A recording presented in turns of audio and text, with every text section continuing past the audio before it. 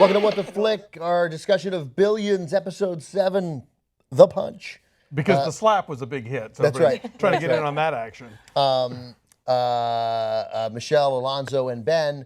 Alonso, you thought it dragged this episode? A little bit. I kind of felt it almost was sort of like last week they brought so much stuff to a boil in terms of what this show is ostensibly about. And so this week it's kind of like, all right, we have to spin our wheels a bit before we get all the players back on the board. And so, there's the stuff with Giamatti recusing but not recusing himself. I did love him popping out of a closet. Yeah. That was a great moment. Yeah. And the thing with the punch was interesting in terms of, that whole kind of how you play out stuff in the public sphere. The kids on a camping trip, I wasn't quite sure. I mean, I get where Alan Ackerman's concern about their raising coddled kids is coming from, but I don't know. It was all right. This is an interesting show and it's well put together, but this episode I was not finding as engrossing. It definitely felt more like a character episode. Like it felt like you could probably remove it from the arc of where the main storyline is going, and right. I wouldn't have noticed it that much. At the end of the year, if you were like, you can follow Billions, here are 5 episodes to watch, this would definitely not be in the right. 5. This is let's just get caught up with everybody and get an idea of who they are. Unless you want to think Damian Lewis is super hot, which I totally did. I thought it was just like oh my God. This was the thing that made me love his character. That's interesting. I liked how the punch came back to be so significant for the business. Mm-hmm. That's where that started to really interest me, that the danger posed, that they'd lose the police union, mm-hmm. That other people would just run, that there was a real need no matter what, and so a sign of what she was talking about beginning, that he had that desire, I can't remember the pathos, that's not right, whatever Freud called it, your desire to destroy yourself, that he has that. Because at that point,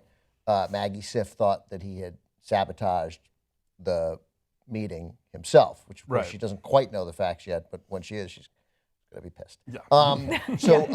I liked that, and I hear you. I don't even think you're wrong. There were moments where I thought the episode was a little cartoonish, and certainly slow. But then afterwards, thinking about it, that we sort of have this was really a family episode for both of them. Like what it was a look into each of their marriages, how honest each of their marriages are. They were definitely playing up the parallels, especially in the dinner with the couple that he finds just insufferably affectionate. How do you think you got me here? And you're seeing holes now in theirs. Yes, that was worrying me. Yeah, because we come back and we get that conversation where they just lied to each other about their nights in a very perfunctory way, and she didn't even really have to lie. He had to lie because he's secretly not recused. Right. But she was doing what, in a sense, he might like, I'm going to get another job. Yeah. Right? So going to see a headhunter. But it's super flirty, except the headhunter is Mark Furman. I was going to say, am I hallucinating? There were at least like 2 characters in this that are also in House of Cards, right? Then, so Mark Furman is the headhunter in Billions, and he plays Furman on People vs. O.J. Simpson. And then the cop who got him off, the Southampton retired detective, is a racist billboard guy, the guy right? who put the billboard up. Yes. Okay, I'm not crazy. That's right. Yeah. So and I think police union guy is also like a black politician who speaks up for Frank at the press conference. I think that might be too. That would be. But anyway, there's a lot of. I watched it all together, so it's all in my head. We're reaching a good TV saturation point. They've run out of actors. Apparently, no one's left. So I liked that part of it. I liked that like we're left to determine, do they have a good marriage? Do they have a bad marriage? Is it maybe like we can't deny that they're incredibly attracted to each other. They turned that into another round of, slap and tickle, right? of significant, exhausting ropes on the floor, gags lying on the floor. Yeah, that was a lot of ropes. Yeah, they have a lot. Ropes and whips. Ropes What did they put away from the? Was that? There was something on the counter. I thought maybe that was. My wife and I just thought maybe that was weed. Weed. Oh, I thought it was something from the back door arena. Maybe I saw it wrong. I don't know. Well, there were things on the floor. I was like, what is that? I don't think you just put that in a drawer.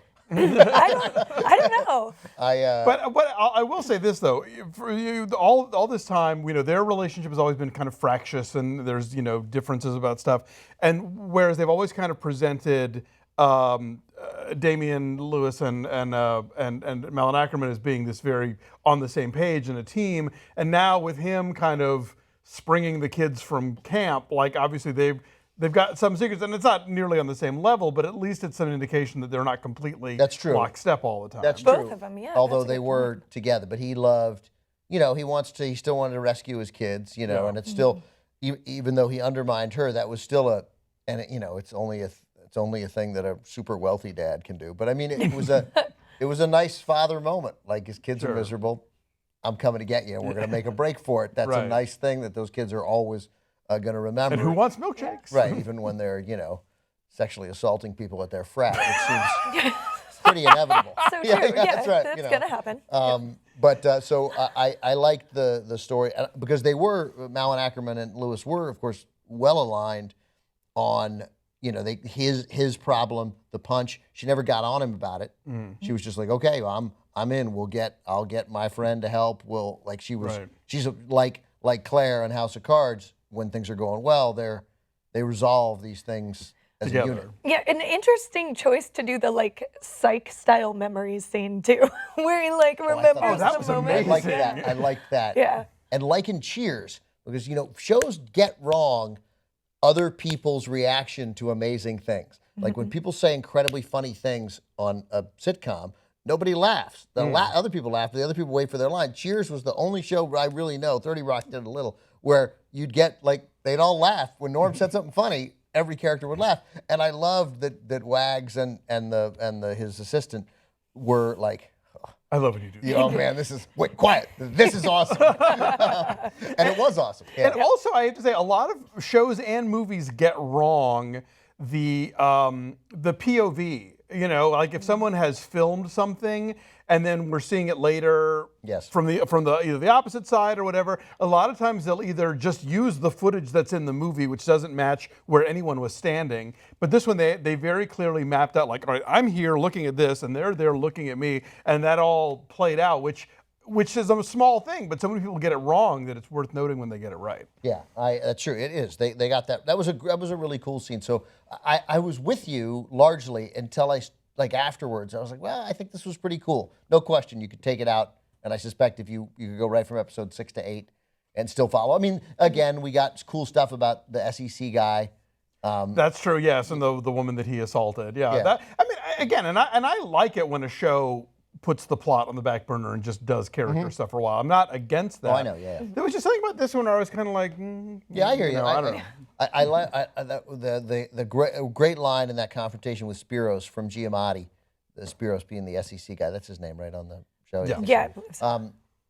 When he says, well, when he said, yeah, I totally hooked up with that girl, why would she say?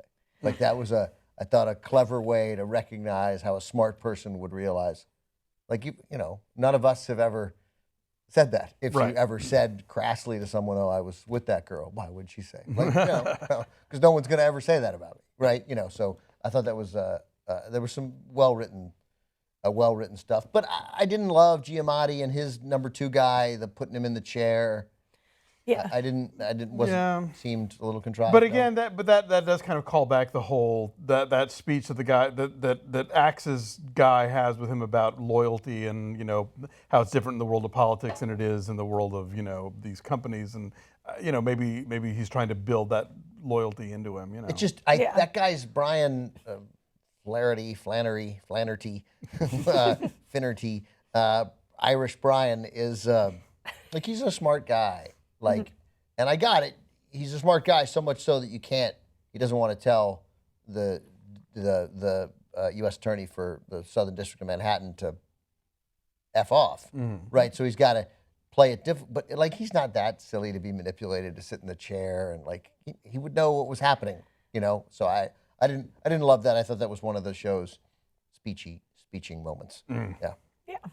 But that said, overall, I'm still thinking about it afterwards, and I was with you. I liked the punch, and I liked real quick. I know we got to go, but Damian Lewis's Axe doesn't seem like he'd be a self-reflective guy, And I think it's interesting that he is, that he knows that, like, both when he's having that interesting conversation with the guy they flipped, Donnie, that, you know, like, I don't know, you know, now my kids are going to think that that's the way to solve a problem, or they're going to get made fun of in school, or worse, they're going to be proud. Like, he's got it. He's thinking, like, he's actually probably a pretty good parent. He seems like it. Yeah. Yeah, I totally agree. One random You're thing. coming around on him. Yeah, no, that's what I'm saying. I don't. But it shouldn't be the episode where he punched the guy in the face, and yet it is. Oh, you love that kind of thing. Yeah. Apparently. All the women like that.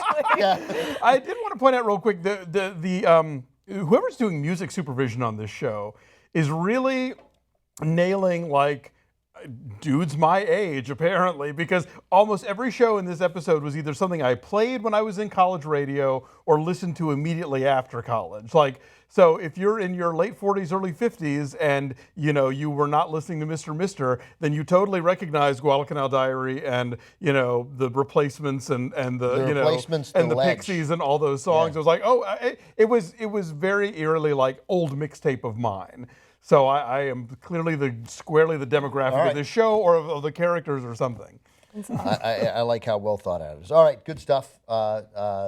Thanks for watching. Back next week, episode 8 of Billy.